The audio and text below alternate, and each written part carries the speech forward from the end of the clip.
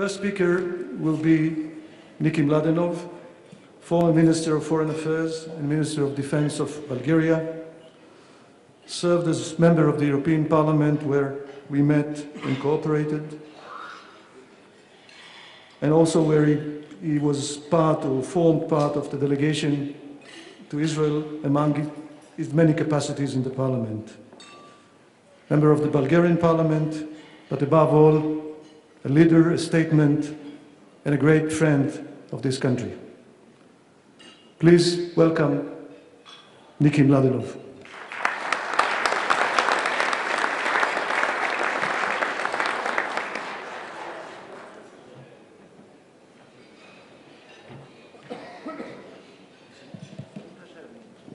Dear Ambassador, Your Excellencies, ladies and gentlemen, thank you very much for the opportunity to address the Global Forum tonight.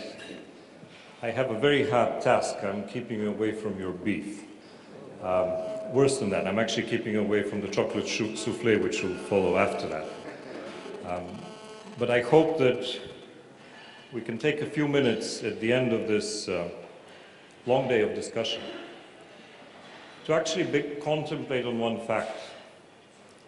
And this is the fact that we're here today in the independent State of Israel, which has been around for more than 60 years now, discussing anti-Semitism. More than 60 years ago, those who wanted to come together to discuss this threat in Europe would not have had the opportunity to be in an independent state.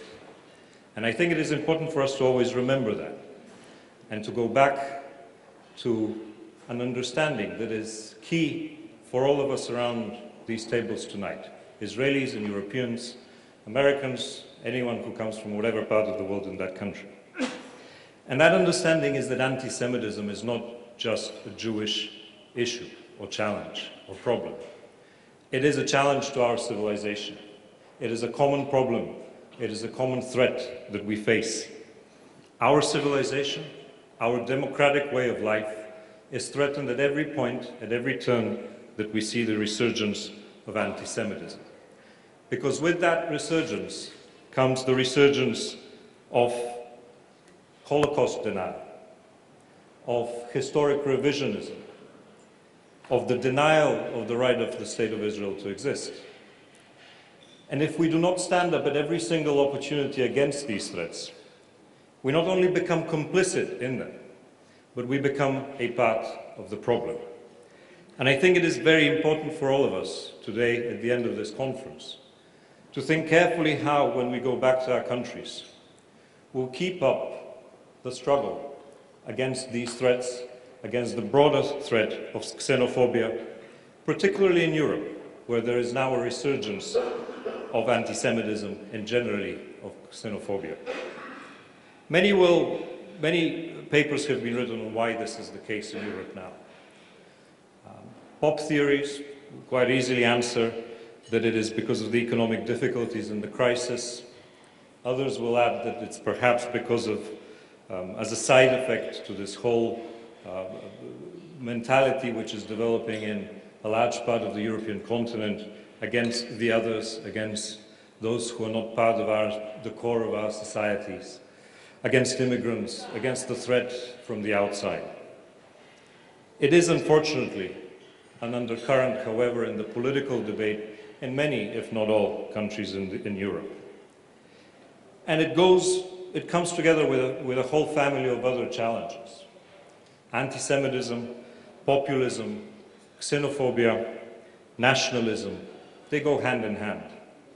You cannot really separate them within a debate. And once they start going hand in hand, the threat becomes really big, and it becomes really important to all of us and to our societies, and fundamentally challenges the very way of life that we have developed in our civilization. If we go back sometime to 1989, to the end of communism in Central and Eastern Europe, to the fall of the Iron Curtain, to the day in which freedom and democracy came to many countries, mine included, reuniting us with our family in Europe. If we go back to that time, we now can quite openly say and realize that along with freedom and democracy, a few other things came to our countries. One was the lifting of the veil of the anger and the nationalism that was suppressed by the communist regimes in many countries. In some countries, we found ways of dealing with this. In other countries, like the former Yugoslavia, it fell apart. And it brought ethnic group against ethnic group and religion against religion, fighting one of the bloodiest wars that we've seen in our recent history.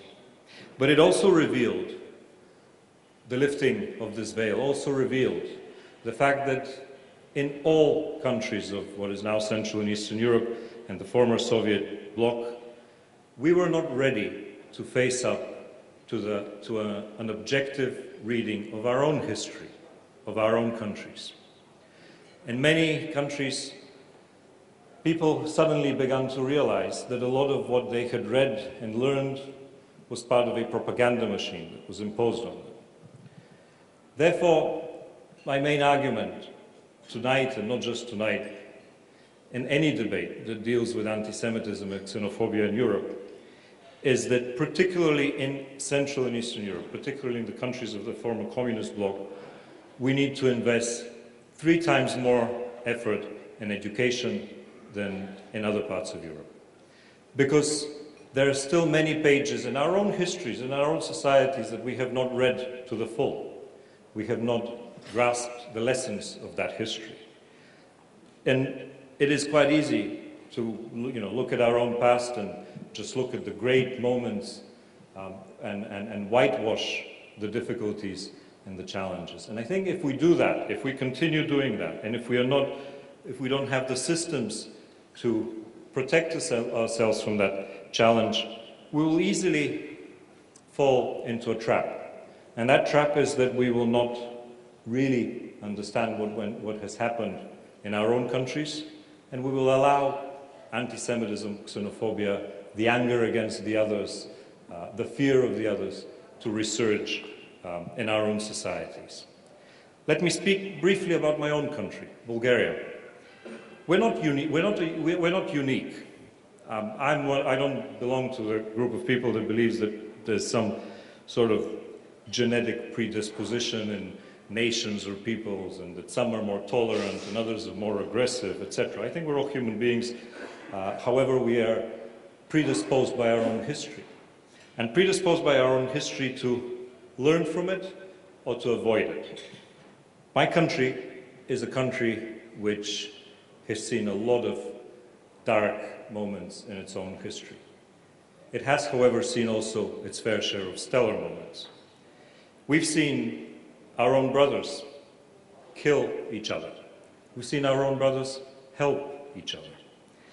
And in fact, in the 1940s, during the darkest time in Europe, the Second World War, the Holocaust, the Bulgarian Jewish community survived with no single member being sent to the death camps of the Nazis. Now, much has been written about that. Much can be said about why that was the case.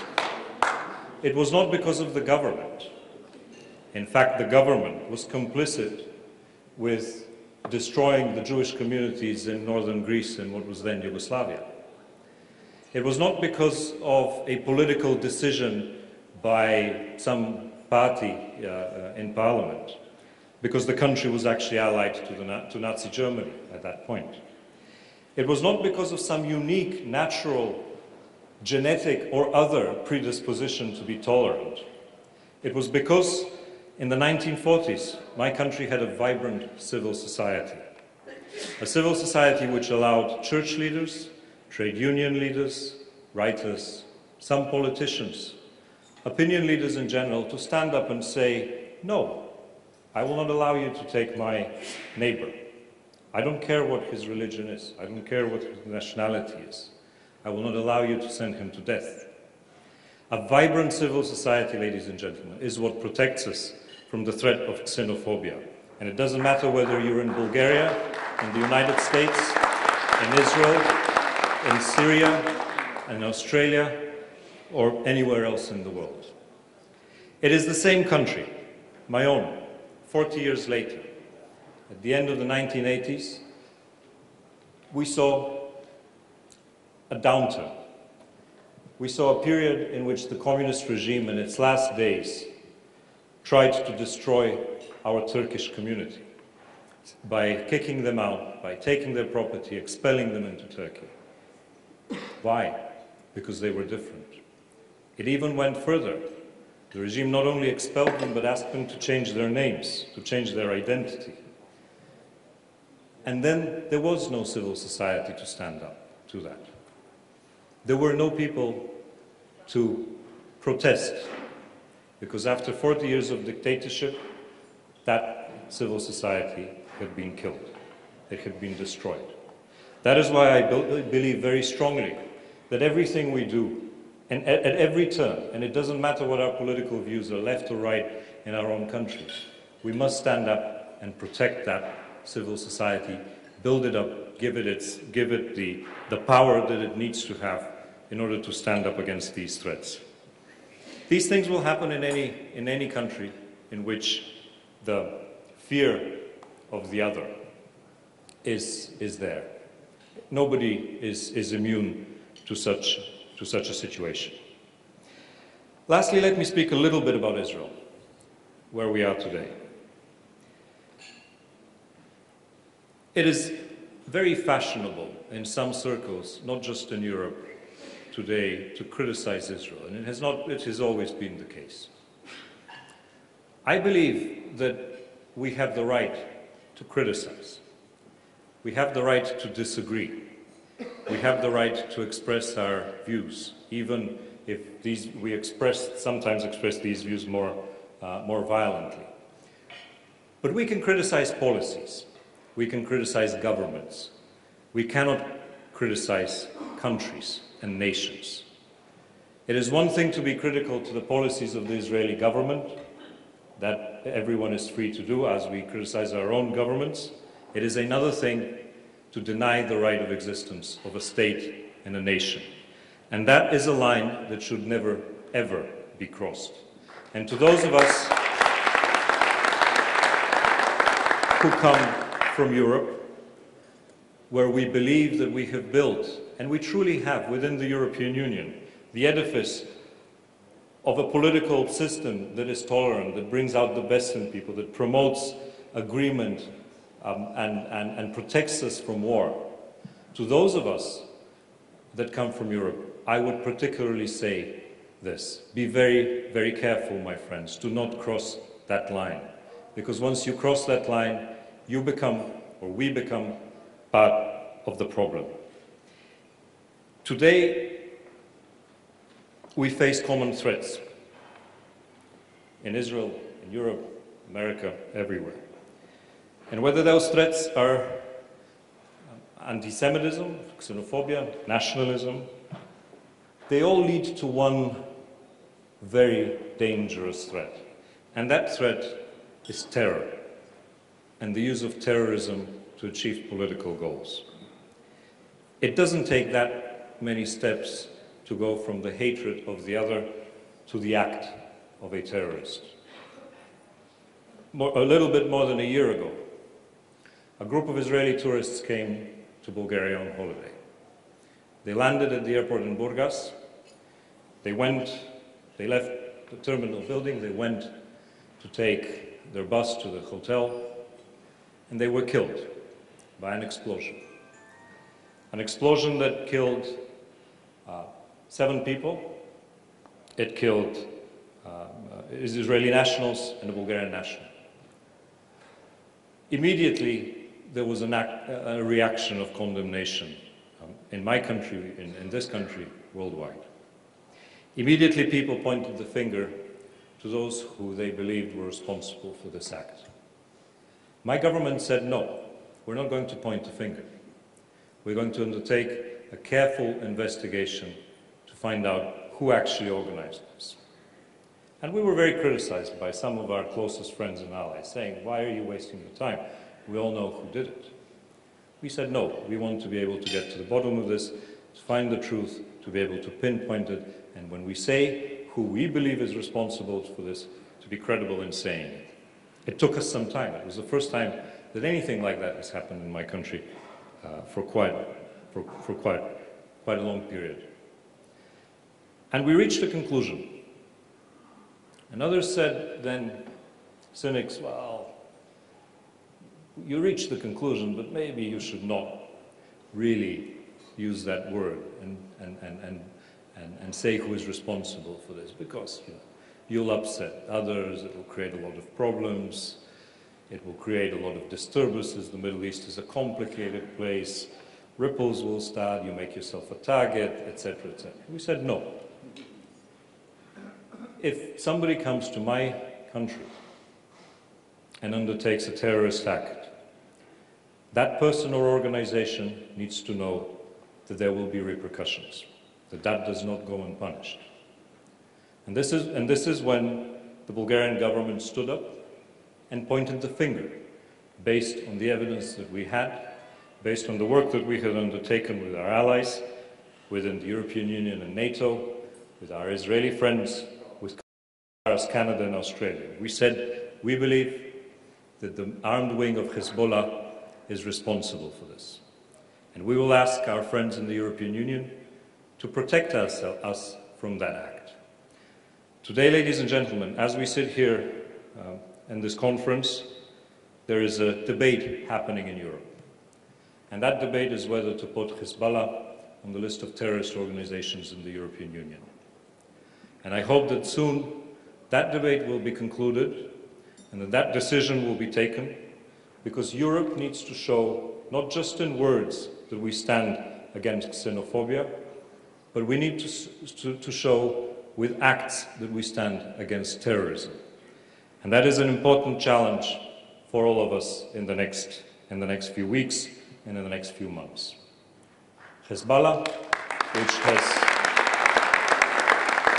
said, which has claimed that it is its main single task is the resistance towards the Israeli occupation of Lebanon. This is what their website says, if you wish, has now engaged itself in a war against the Syrian people.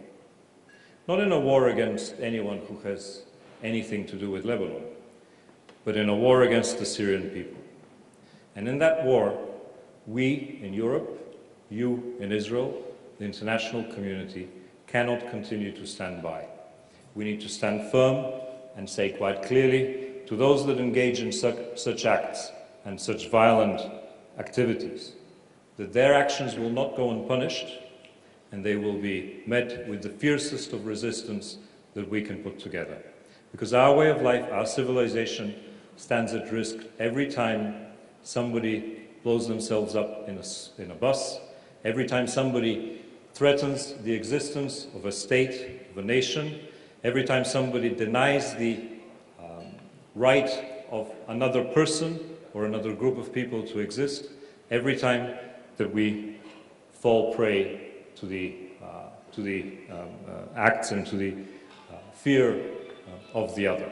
So, ladies and gentlemen, thank you very, very much for the opportunity to address you tonight, and thank you very much for the wonderful discussions that I understand took place today. This is an important event, and I hope you will carry that message back to wherever you came from, that anti-Semitism, xenophobia, nationalism, and populism, and terrorism are not just problems of Israel or the Jewish people, but they are a common threat to our entire civilization, and we must challenge them collectively and with assertive action. Thank you.